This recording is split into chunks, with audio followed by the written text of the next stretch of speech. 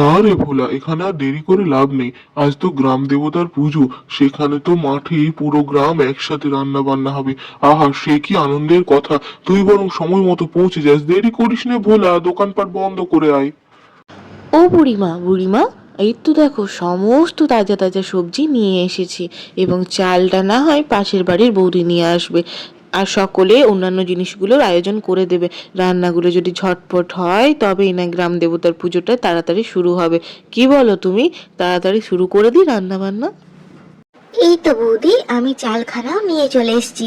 পুরো গ্রামের এতেই রান্না হয়ে যাবে, বাকি সকলে সময় মতো চলে আসবে।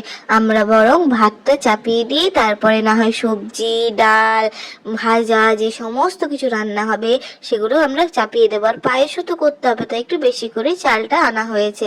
নাও নাও, শুরু করে দিই বরং আমরা। আমাদের এই শিমুলপুর গায়ে এমন এক নিয়ম রয়েছে যে অন্য কোনো গ্রামে নেই। এই নিয়মটা সত্যিই অসাধারণ। আজকের দিনে এই গ্রাম দেবতার পুজো হবে এবং তারপরে সকলে মিলে একসাথে খাওয়া দাওয়া হবে।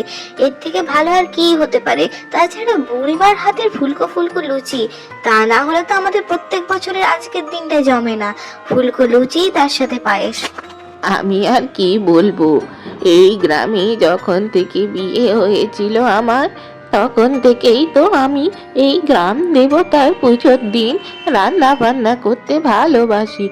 আমি ইচ্ছে সে সকলকে রান্না করে খাওয়াই। খুব ভালো লাগে সকলে একসাথে দেখা সাক্ষাৎ হয়, সেদিন তো সবাইকে দেখা মেলে।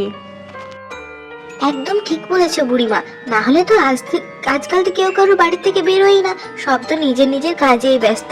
তবে আজকের দিনে প্রত্যেকের সাথে দেখা মেলে। এই রান্না বান্না আমরা ঝটপট করে নিই, তারপরে তো আমাদের মন্দিরে যেতে হবে, সেখানে পুজো হবে, সবাই মিলে একসাথে খাওয়া দাওয়া হবে। যাই যাই যাই, ঝটপট আমরাও বরং কাজগুলো করে দিই। বলো বুড়িমা, কি সবজি কাটবো আমরা? রান্নাগুলো চাপিয়ে দিই বরং।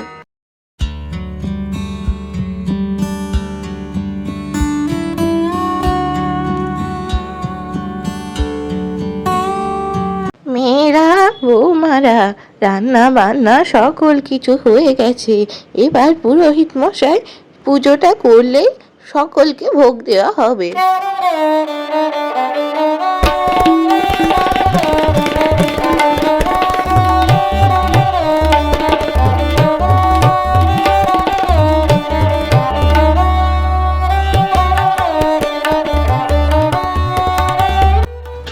বুড়িমার ভোগ নিবেদনের পর পুজো সম্পূর্ণ হলো।